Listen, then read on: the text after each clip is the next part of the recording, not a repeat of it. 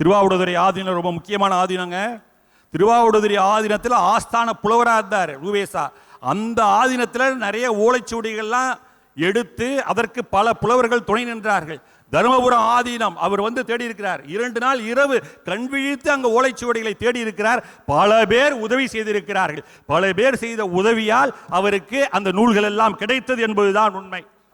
வண்ணம் கொண்ட வெண்ணிலவே மன்னர் எஸ்பிபி பாட்டுல அருமையான பாட்டு. வைரமுத்து அதை சிலாகித்து சொல்லுவார். அந்த எஸ்பிபியினுடைய முதல் பாட்டு என்ன?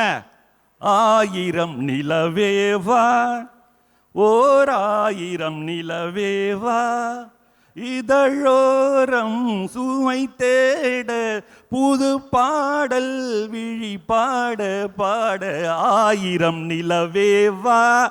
வண்ணம் கொண்ட வெண்ணிலவு என்கின்ற ஒற்றை நிலவை அழைத்தவர் தன்னுடைய முதல் பாடலிலே 1000 நிலவை அழைத்தார்.